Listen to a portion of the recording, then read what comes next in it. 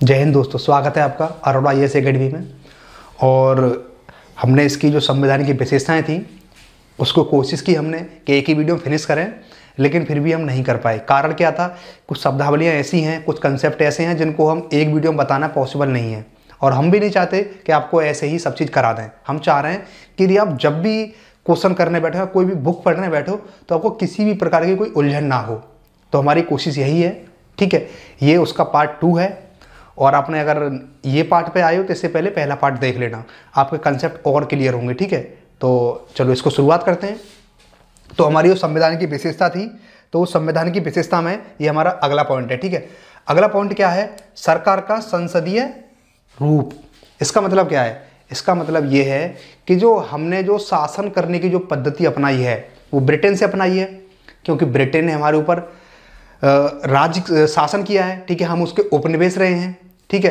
तो उस कारण क्या था कि ब्रिटेन ने जो अधिकांश जो कानून बनाए या जो भी सिस्टम जो पद्धति अपनाई थी वो हमारे अकॉर्डिंग थी, हमारी परिस्थितियों के अकॉर्डिंग थी। तो हमने क्या किया, जो ब्रिटेन से ही जो ब्रिटेन की जो संसदीय पद्धति है उसी को हमने एज इट इज अपना लिया। कुछ अपने भी प्रावधान थे उनको भी जोड़ दिया सिचुएशन के हिसाब से, ठीक है। तो बात करते हैं संसदीय स्वरूप जो होता है ये क्या होता है, ठीक है। यदि हमें किसी देश की यदि शासन प्रणाली को जानना है तो हमें ये जानना बहुत जरूरी है कि वहाँ पर जो शासन पद्धति है वो अध्यक्षीय प्रणाली है, यहाँ पर संसदीय प्रणाली है, ठीक है। यदि हम बात करें अमेरिका में, तो अमेरिका में कैसी प्रणाली है? अध्यक्षीय प्रणाली है। यानी कि यहाँ का मतलब क्या है, यहाँ आपने देखा होगा, यदि आप कभी देखते होगे कि वहाँ के प्रधानमंत्री का नाम आप नहीं सुनते होगे। आप क्या सुनते होगे? राष्ट्रपति जी डोनाल्ड ट्रंप है, बराक ओबामा है और बहुत सारे राष्ट्रपति आए भारत में, लेकिन आपने कभी ये नहीं सुना होगा कि वहाँ के प्रधानमंत्री आए, उनका वार्तालाप हुई है भारत सरकार से। ऐसा नहीं होता होगा, ठीक है। होता है लेकिन कम स्तर पर होता होगा, लेकिन ठीक है। और एक चीज़ और है, वहाँ पर क्या होता है, वहाँ पर जो कार्यपालिका होती है उनकी, वो विधायिका यानी संसद के प्रति उत्तरदायी नहीं होती है। ये हम किसका फीचर बात कर रहे हैं? अध्यक्षीय प्रणाली की। और यदि हम अपने संसदीय प्रणाली की बात करें, हमने ब्रिटेन से लिया है, ठीक है। हमने क्या है, हमने ब्रिटेन को अपनाया है। संसदीय व्यवस्था में प्रधानमंत्री की भूमिका अत्यंत महत्वपूर्ण होती है। इसका मतलब क्या होता है? इसका मतलब सिंपल ये मतलब होता है, जैसे कि हम सपोज करो यहाँ पे, यदि हम देखें एक चीज़ यहाँ पे, यदि हम संसदीय व्यवस्था की बात करें अपनी की, ठीक है। तो संसदीय व्यवस्था में बात करें, एक तो हमारी लोकसभा है और एक हमारी राज्यसभा है, ठीक है। तो ये क्या है, जो लोकसभा में जो कुल सदस्य होते हैं, ठीक है, 543 सदस्य होते हैं, उन्हीं कुल सदस्यों से निकाल कर क्या बनाई जाती है? मंत्री परिषद बनाई जाती है, ठीक है। उन्हीं सदस्यों से क्या बनाई जाती है? मंत्री परिषद बनाई जाती है, ठीक है। मंत्री परिषद में प्रधानमंत्री की भूमिका अत्यंत महत्वपूर्ण होती है, ठीक है। तो इस प्रकार से हम ये समझ सकते हैं कि जो संसदीय व्यवस्था होती है उसमें प्रधानमंत्री का जो स्थान होता है महत्वपूर्ण होता है। मतलब अगर हम बात करें, यदि देश का यदि राजनीतिक प्रमुख की बात करें तो प्रधानमंत्री, और यदि हम भारत का यदि प्रमुख की बात करें तो कौन? राष्ट्रपति जी हैं, ठीक है। वो नामात्र के होते हैं हमारे यहाँ। अब देखो डिफरेंस क्या है, अध्यक्षीय प्रणाली में क्या होगा, राष्ट्रपति जी वास्तविक प्रमुख होंगे, और जो संसदीय व्यवस्था जो है इसमें क्या होंगे, राष्ट्रपति जी होंगे वो नामात्र के प्रमुख होंगे। यानी कि आपने कार्यपालिका को सुना होगा, नाम सुना होगा, ठीक है। मैं कार्यपालिका का थोड़ा बता देता हूँ, क्योंकि जो प्रधानमंत्री होता है वो कार्यपालिका का वास्तविक प्रमुख होता है, और जो राष्ट्रपति जी होते हैं वो कार्यपालिका के नामात्र के प्रमुख होते हैं। अब देखो कार्यपालिका में कौन कौन व्यक्ति होते हैं। पहला होता है हमारे राष्ट्रपति जी, प्रधानमंत्री, उनकी मंत्रिपरिषद और महान्यायवादी। इनसे मिलकर क्या बनती है? हमारी कार्यपालिका बनती है। इसका काम क्या होता है? इसका काम होता है कानूनों को लागू करना, ठीक है। इतना सिंपल आपको याद रखना है। और हम आगे चलते हैं। अब आगे अगला टॉपिक है हमारा, इसी में संविधान की विशेषताओं में अगला पॉइंट है हमारा संसदीय संप्रभुता एवं न्यायिक सर्वोच्चता में समन्वय। इस शब्द का मतलब क्या है? संसदीय संप्रभुता, संसदीय संप्रभुता, ये विशेषता है जो जोड़ी गई है। आखिर इसकी जरूरत क्या है यहाँ पर? संसदीय संप्रभुता, ठीक है। तो इस शब्द का हम मतलब समझते हैं पहले। देखो संप्रभुता का मतलब सिंपल ये समझते हैं कि हम जो अपने आंतरिक और बाहरी जो हमारे डिसीजन होते हैं उनमें किसी का भी इंटरफेयर या फिर कोई बाहरी दबाव नहीं होता है। क्या आपको लगता है कि जो हमारे भारत में जो संसद है वो संप्रभु है? ध्यान रखना, हमारे भारत में संसद है वो संप्रभु नहीं है, ठीक है, संप्रभु नहीं है। और जो न्यायिक जो कोर्ट होते हैं ना, जो हालांकि न्यायपालिका सर्वोच्च है, लेकिन वो भी संप्रभु नहीं है। क्यों नहीं है? क्योंकि अब मैं आपको 2 एग्जांपल देता हूं, ठीक है। देखो, संसद संप्रभु कैसे नहीं है? यदि संसद ने कोई भी कानून बनाया, ठीक है, और कानून बनाया और वो कानून ऐसा है कि वो देश के हित में नहीं है, लोगों को उस कानून से समस्याएं उत्पन्न हो रही हैं, तो सुप्रीम कोर्ट क्या करेगा? उसका न्यायिक पुनरावलोकन करेगा या फिर न्यायिक पुनरीक्षण करेगा, और उसे लगा कि ये कानून मतलब कह सकते हैं मतलब अवैधानिक या फिर विधि के अनुरूप नहीं है, तो उसको निरस्त कर देगा। तो इसका मतलब क्या हुआ कि संविधान संप्रभु नहीं है। अब बात आते हैं हम सुप्रीम कोर्ट की, यहाँ पर हाई कोर्ट की बात करते हैं, तो ये भी संप्रभु नहीं है, क्योंकि कुछ मामलों में इनके द्वारा बनाए गए कानून भी संसद खत्म या सीमित कर सकती है। जैसे कि एनजेक, मतलब जो कह सकते हैं जो न्यायपालिका में जो मतलब क्या ये कह सकते हैं कसम से, जो न्यायाधीशों की जो नियुक्ति से संबंधित एनजेक आया था, एक NJAC, ठीक है, एनजेक आया था, उसको संसद ने सीमित कर दिया था, ठीक है। तो हमारे यहाँ पे क्या है? हमारे यहाँ पे दोनों का समन्वय है, मतलब संसद और न्यायपालिका दोनों समन्वय पर काम करती हैं। ऐसा नहीं करती कि संसद ने कोई कानून बनाया और सुप्रीम कोर्ट बैठी है कि नहीं तू कानून बनाओ और हम खत्म ही कर देंगे उसे, ऐसा नहीं है। दोनों कोऑर्डिनेशन पर ही काम होता है, ठीक है। कुछ विशेष परिस्थितियां होती हैं जिन परिस्थितियों में सुप्रीम कोर्ट को आगे आना पड़ता है, जो कानून का पुनरावलोकन करना पड़ता है, न्यायिक परीक्षा करना पड़ता है, ठीक है। तो ऐसी स्थितियां को देखते हुए हमारे संविधान में जो प्रावधान ये जोड़ा गया है कि दोनों में समन्वय बना रहे। हालांकि ध्यान रखना, न्यायपालिका भारत में स्वतंत्र है, उसके ऊपर किसी का कोई दबाव नहीं है। अब थोड़ा पढ़ लेते हैं हम। हमारी सर्वोच्च न्यायालय की न्यायिक समीक्षा की शक्तियां अमेरिका के न्यायालय से कम है, क्योंकि अमेरिका में विधि की नियत प्रक्रिया और भारत में विधि द्वारा स्थापित प्रक्रिया है, ठीक है। वही बात है यहाँ पर, ठीक है, इसमें कोई आपको समझने वाली कोई बात नहीं है। एकीकृत व स्वतंत्र न्यायपालिका, ठीक है, हमारी न्यायपालिका एकीकृत होने के साथ साथ स्वतंत्र है। सर्वोच्च न्यायालय संघीय अदालत है और शीर्ष न्यायालय मौलिक अधिकारों की रक्षा की गारंटी देता है और संविधान का संरक्षक है। देखो, अब एकीकृत न्यायपालिका का मतलब क्या है? हम एकीकृत न्यायपालिका की बात करें, यदि हम एक इस तरीका का एक ट्रायंगल बनाएं, ठीक है, ट्रायंगल बना लेते हैं हम, ठीक है। तो ऊपर क्या है हमारा? सुप्रीम कोर्ट, ठीक है। राज्यों में क्या है? हाई कोर्ट, ठीक है। उसके बाद जब नीचे आते हैं तो क्या है? सत्र न्यायालय, ठीक है, सत्र न्यायालय हो गए। उसके बाद जो डिस्ट्रिक्ट में क्या होते हैं? जिला न्यायालय, ठीक है। तो जिला न्यायालय, इसका मतलब क्या है? सबसे ऊपर सुप्रीम कोर्ट, ठीक है, उसके बाद प्रत्येक राज्य में अपनी हाई कोर्ट, ठीक है, उसके बाद सत्र न्यायालय, उसके बाद जिला कोर्ट, ठीक है। तो इस प्रकार से क्या है, पूरी जो प्रणाली है वो एकीकृत प्रणाली है। इसका मतलब क्या है? इसका मतलब यह है, यदि हमने कोई भी अपील जिला न्यायालय में की, ठीक है, उसके बाद यदि हम संतुष्ट नहीं है तो सत्र में पहुंच सकते हैं, यदि इसमें संतुष्ट नहीं है तो हाई कोर्ट में पहुंच सकते हैं, यदि हम हाई कोर्ट से भी संतुष्ट नहीं है तो हम फाइनली सुप्रीम कोर्ट में जाकर के अपील कर सकते हैं न्याय के लिए, ठीक है। तो आपको बात समझ में आई? जो हमारी न्यायपालिका है वो एकीकृत न्यायपालिका है, यानी कि सबसे ऊपर सुप्रीम कोर्ट, हाई कोर्ट, सत्र न्यायालय और जिला कोर्ट, ठीक है। तो इस प्रकार से पूरा सिस्टम बना हुआ है, ठीक है। इसके बाद इसमें आपको समझने वाली कोई ऐसी बात नहीं है। इसके बाद अब आते हैं हम अपने मेजर पोर्शन पर। ये बहुत मेजर पोर्शन है, इसका अलग से ही हम चैप्टर कराएंगे, ठीक है, इसका हम चैप्टर अलग से कराएंगे। मौलिक अधिकार, संविधान की जो विशेषताएं हम पढ़ रहे हैं, उन संविधान की विशेषताओं में ये अगला टॉपिक है। अगला टॉपिक कह सकते हो, अब हेडिंग कह सकते हो, मौलिक अधिकार, यानी कि फंडामेंटल राइट। अब देखो, फंडामेंटल राइट आखिर संविधान की विशेषताओं में क्यों महत्वपूर्ण है?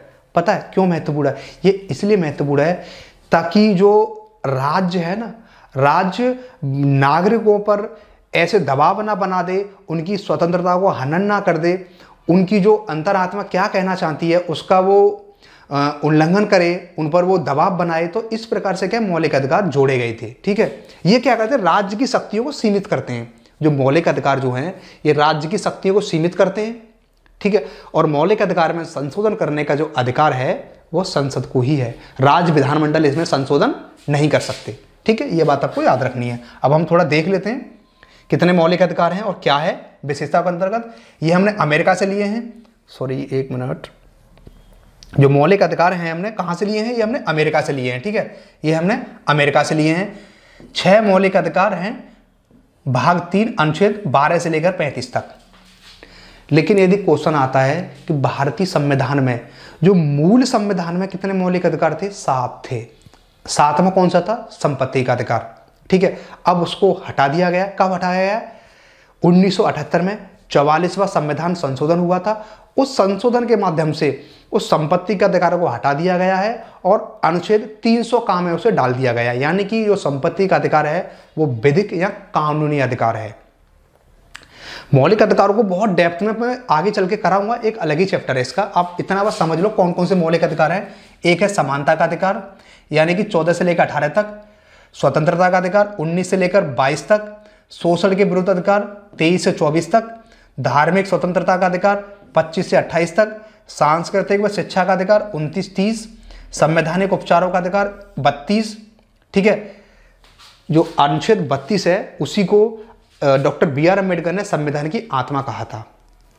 ठीक है, तो ये कहने का तात्पर्य क्या था, इन कहने का तात्पर्य, संविधान की आत्मा कहने का तात्पर्य अम्बेडकर जी का ये था कि जो हमने संविधान में आपको, जो भारत के नागरिकों को जो मौलिक अधिकार दिए हैं, यदि कोई भी सरकार, इवन केंद्र सरकार, यदि उनका मानती नहीं है, ठीक है, आपके अधिकारों को सीमित करती है, आपके जो अधिकार हैं, ठीक है, उनको छीनती है, तो आप सीधे कहाँ जा सकते हो, सुप्रीम कोर्ट या हाई कोर्ट जा सकते हो आप।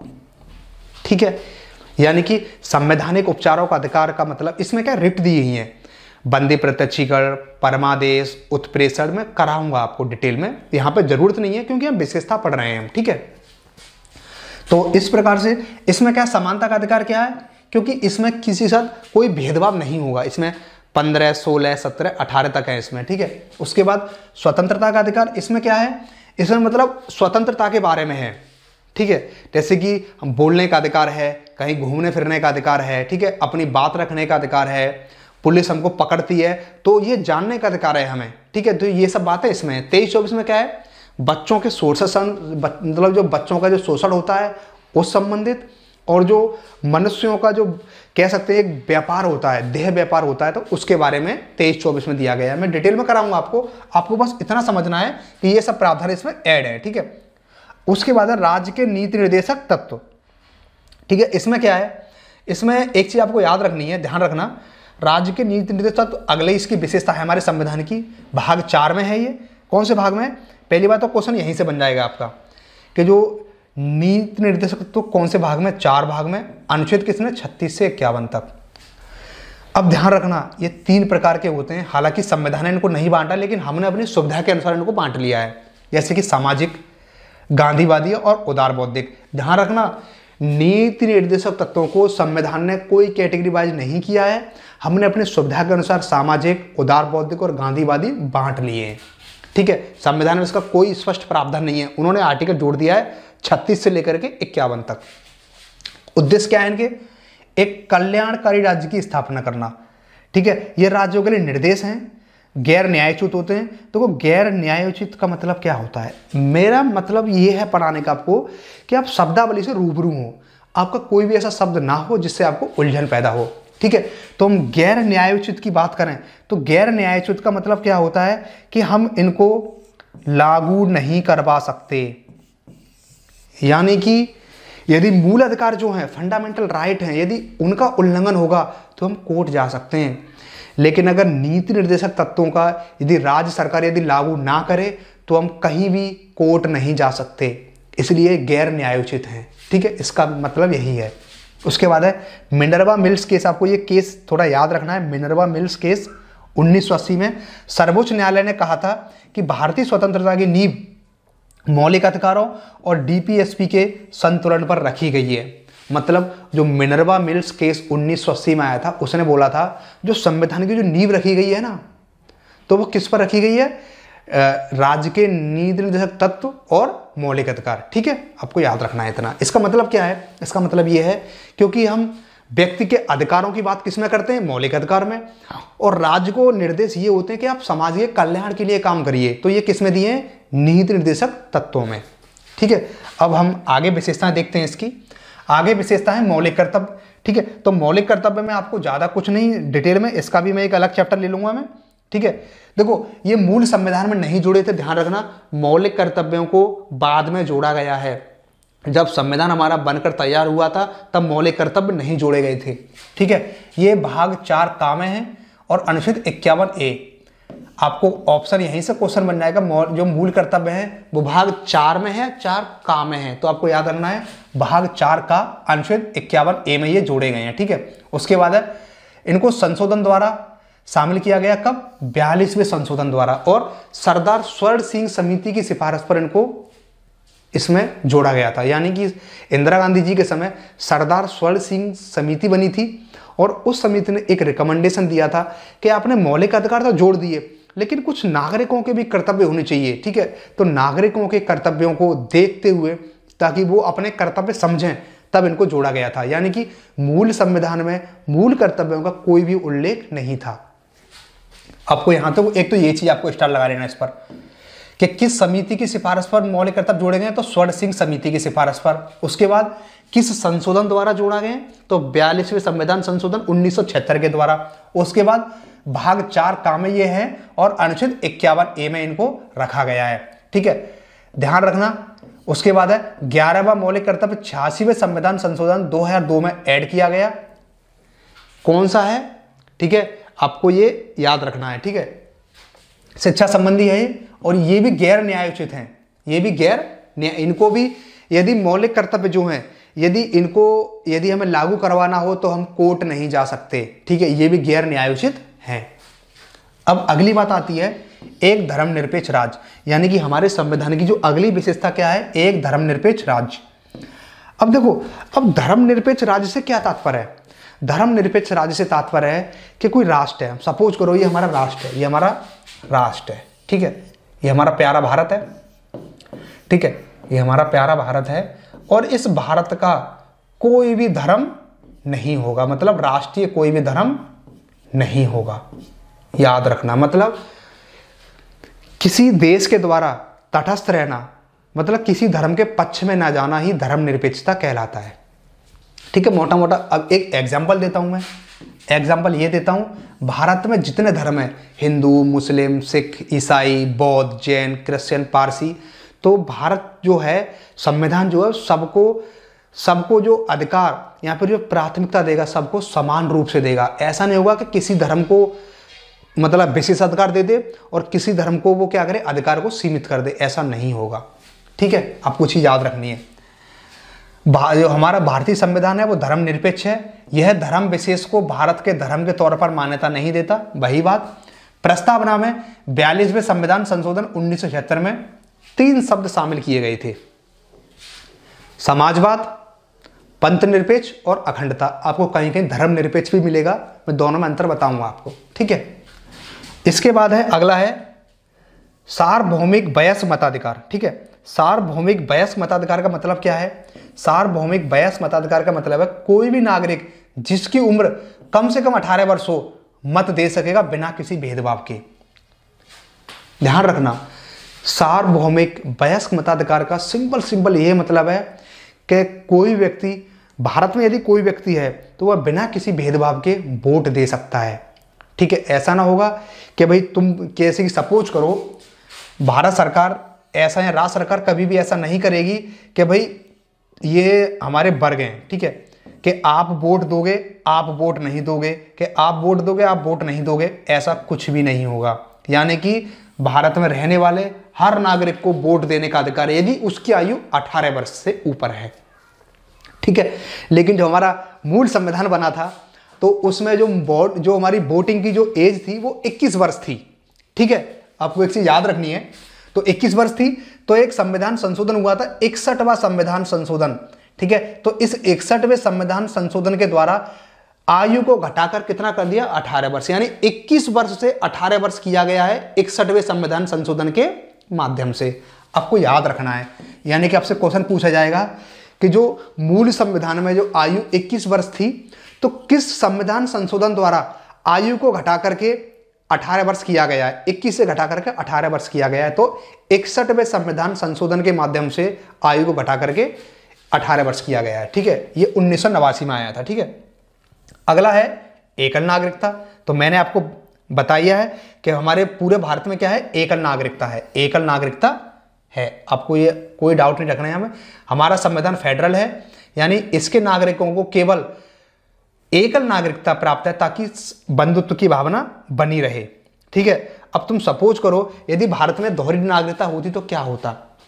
देखो, दोहरी नागरिकता होती तो बहुत सारी समस्याएं होती, क्षेत्रवाद की समस्या बढ़ती और कह सकते हैं मतलब प्रांतवादी समस्याएं बढ़ती। इसलिए संपूर्ण भारत में मतलब पूरे भारत की एक ही नागरिकता है, किसी राज्य की कोई भी नागरिकता नहीं है। ठीक है, अमेरिका में दोहरी नागरिकता है, एक राज्य की नागरिकता है और एक देश की नागरिकता है। यानी कि यदि हम अमेरिका की मोटे तौर पर बात करें, यदि अमेरिका की बात करें, ठीक है, तो यदि कोई भी नागरिक यदि अमेरिका का है तो वो किसी न किसी स्टेट का होगा, किसी न किसी देश, बहुत सारे देश हैं वहाँ पे, तो उन देशों का होगा।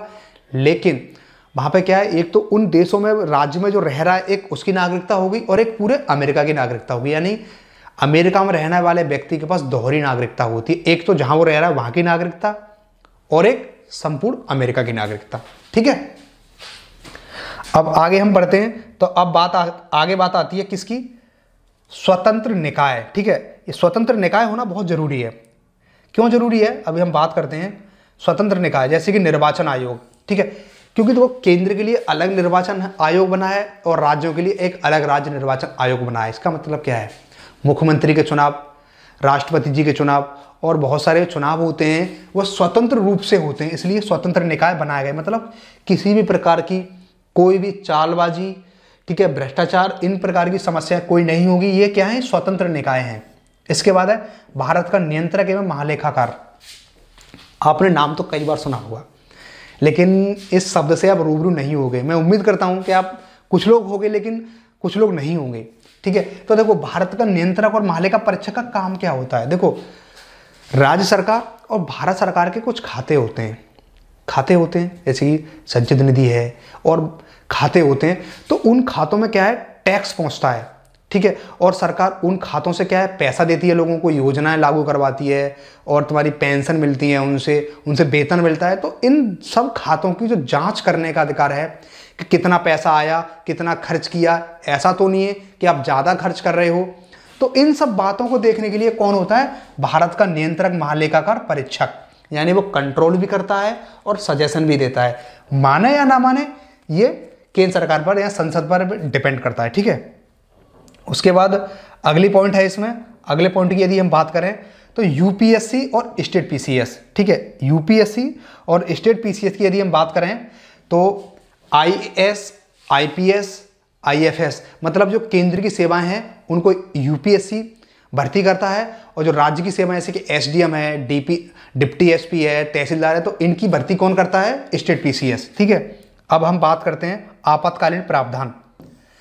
अगली विशेषता क्या है संविधान की, आपातकालीन प्रावधान। यानी कि हमारे संविधान में 3 प्रकार के आपातकाल की बात कही गई है मोटे तौर पर। एक है 352, 355, ठीक है, 360। ठीक है, अगर हम बात करें राष्ट्रीय आपातकाल की बात करें तो ये 352 के अंतर्गत आता है। यानी कि युद्ध, आक्रमण अथवा सशस्त्र विद्रोह या हुई, यानी कि इसका मतलब क्या है, 352 कब लगे, यदि कोई विदेशी देश यदि हम पर आक्रमण कर दे। ठीक है, पहली कंडीशन। दूसरी कंडीशन क्या है, दूसरी कंडीशन ये है यदि स्थिति ऐसी आ जाए, यदि युद्ध की स्थिति आ जाए तो उस स्थिति में भी आर्टिकल 352 है वो ही वर्क करता है। ठीक है, तो वो राष्ट्रीय आपातकाल की संज्ञा उसे दी जाती है। अगला है 356। ठीक है, 356 का मतलब क्या होता है, ये राष्ट्रपति शासन बोलते हैं इसे। इसका मतलब सीधा तात्पर्य क्या होता है, यदि किसी राज्य में जो शासन है वो संविधान के जो प्रावधान है यदि उनके अनुरूप नहीं चल रहा है। सपोज करो यदि जो हम बिहार की बात कर लेते हैं, यदि बिहार में जो मुख्यमंत्री हैं, यदि वो मुख्यमंत्री जी यदि संविधान के जो प्रावधान यदि उनके अनुरूप कार्य ना करें, यदि संविधान को लांघ कर कार्य करें, जिससे क्या होगा, समाज में अराजकता होगी, लोगों के अधिकारों का हनन होगा। तो इन सब स्थितियों को देखते हुए राज्यपाल जी ये बोलेंगे राष्ट्रपति जी से कि जो हमारे राज्य में क्या है, जो शासन करने की जो सिस्टम है वो संविधान के अनुरूप नहीं चल रहा है, अर्थात संवैधानिक विफलता है। और राष्ट्रपति जी को जब ये लेटर राज्यपाल जी के द्वारा पहुंचेगा तो वो क्या कर देंगे, उस राज्य में राष्ट्रपति शासन लगा देंगे। एक तो एक कंडीशन ये होगी। अब एक आर्टिकल और है, वो आपको थोड़ा याद रखना है, 365। इसके तहत क्या है कि जो केंद्र सरकार है, यदि केंद्र सरकार यदि किसी राज्य सरकार को कोई निर्देश देती है और उस निर्देशों का राज्य सरकार पालन नहीं करती है, फिर भी राष्ट्रपति शासन लागू हो जाएगा उसमें। ठीक है, तो उसमें वो चीज़ हमें थोड़ी ध्यान रखनी है। यदि केंद्र सरकार द्वारा कोई निर्देश दिया गया है और उन निर्देशों का यदि कोई राज्य सरकार पालन नहीं कर रही है, तो भी राज्यपाल राष्ट्रपति से रिकमेंडेशन करेंगे और उन्हें लेटर लिख के देंगे कि माननीय जी, हमारे राज्य में इस प्रकार की समस्याएं हो रही हैं और संवैधानिक तंत्र पूरी तरीके से विफल है, तो राष्ट्रपति शासन लग जाएगा। अगली बात आती है वित्तीय आपातकाल। वित्तीय आपातकाल क्या होता है? यदि किसी देश की यदि वित्तीय स्थिरता यानी अस्थिरता की स्थिति आ जाए, यानी उनकी साख को खतरा हो, कह सकते हैं, एक मोटे मोटे तौर पर मान सकते हैं, उनके पास पैसे की कमी हो जाए। पता है, उस देश का पैसा नहीं, मतलब जो विदेशी जो हमारे पास जिससे हम सामानों खरीद सकते हैं, ठीक है, आयात कर सकते हैं, तो उस पैसे की बात होती है और एक साख की बात होती है। यदि उसको खतरा हो जाए तो 360 लग जाता है। और हम सौभाग्यशाली हैं कि हमारे देश में अभी तक वित्तीय आपातकाल नहीं लगा है। ठीक है, अगला पॉइंट है इसमें। अब देखो, यदि आपातकाल लगा है तो आपको दो चीज याद रखनी है, चाहो तो आप नोट कर लेना, आर्टिकल 20 और 21, इनको छोड़ करके सारे जो मौलिक अधिकार होते हैं वो आपातकाल के समय क्या हो जाता है, उनको स्थगन हो जाता है, यानी कि वो खत्म कर दिए जाते हैं और तुम कहीं पर भी अपील नहीं कर सकते। यानी कि आपातकाल की स्थिति में आप कहीं पर जाकर अपील नहीं कर सकते, क्योंकि संविधान में स्पष्ट रूप से लिखा है आर्टिकल 20 और 21 को छोड़कर सारे मूल अधिकारों का स्थगन हो जाएगा। कैसे? देखो, क्यों? क्योंकि देखो आर्टिकल 20 क्या कहता है? आर्टिकल 20 ये कहता है दो सिद्धि के संबंध में संरक्षण का अधिकार। इसका मतलब क्या है कि अगर मैंने कोई भी अपराध किया है, यदि उसका संविधान में यदि उसके लिए दंड है, तभी मुझे अपराधी घोषित किया जाए, उससे पहले मैं अपराधी नहीं हूं। मैं अपना बचाव करने का मुझे पूरा अधिकार है, चाहे स्थिति कैसी भी हो। अगला है 21 में क्या है? प्राण एवं दैहिक स्वतंत्रता का अधिकार, मतलब आपको खुले में सांस लेने का अधिकार है, आपको अपने जीवन रक्षा का अधिकार है। तो ये सारे अधिकार कभी भी स्थिति कैसी भी हो आपके नहीं छीने जाएंगे। ठीक है, अब बात आती है त्रिस्तरीय सरकार की। ठीक है, ये हमारा लास्ट है और हम त्रिस्तरीय सरकार के तहत अगर हम बात करें तो हमारे देश में क्या है, जो 3 सरकारें हैं वर्तमान में, क्या है, 3 सरकारें हैं, लेकिन मूल संविधान जो बना था उसमें जो सरकारें थी उसमें केवल 2 सरकारें थी। यानी कि जो संविधान हमारा बना था तब 2 सरकारें थी, एक तो थी हमारी केंद्र सरकार और एक थी हमारी राज्यों में थी राज्य सरकार। लेकिन जो ग्रास रूट पर थी उसको हमने नहीं जोड़ा था, जैसे इसे हम पंचायती सिस्टम बोल देते हैं। ठीक है, तो जो 73वां और 74वां जो संविधान संशोधन आया उसके माध्यम से हमने जमीन स्तर पर भी पंचायतों का गठन कर दिया। ठीक है, तो आपको याद रखना है यहाँ पर 1992 में 73वें में 73वें और 74वें संविधान संशोधन में 3 स्तरीय सरकार का प्रावधान था, यानी कि पंचायतों की भी बात की गई थी। ठीक है, आपको मोटा मोटा इतना याद रखना है। हालांकि पंचायत वाले सेक्शन में अलग से कराऊंगा ये आपको। विश्व के किसी भी संविधान में पंचायतों की बात नहीं है। ये भाग 9 में इन्हें जोड़ा गया है, अनुसूची 11 में पंचायतों के बारे में है और भाग 9A इसमें अनुसूची 12 को जोड़ा गया और इसमें नगरपालिका के बारे में प्रावधान है। ठीक है, तो मोटे मोटे तौर पर जो हमारी संविधान की विशेषताएं थी हमने पूरी कोशिश की है कि आपको सही तरीके से कराएं, और इनको वीडियो को आप अच्छे से करना, इनको नोट बनाना और कोशिश ये करना कि इनको 1 से 2 बार सुनना अच्छे से। आपकी जो संविधान की विशेषताएं हैं ये खाली विशेषताएं नहीं है, आपको पूरे संविधान का एक ओवरव्यू देती हैं, इसलिए वीडियो देखना बहुत महत्वपूर्ण है। ठीक है, थैंक यू।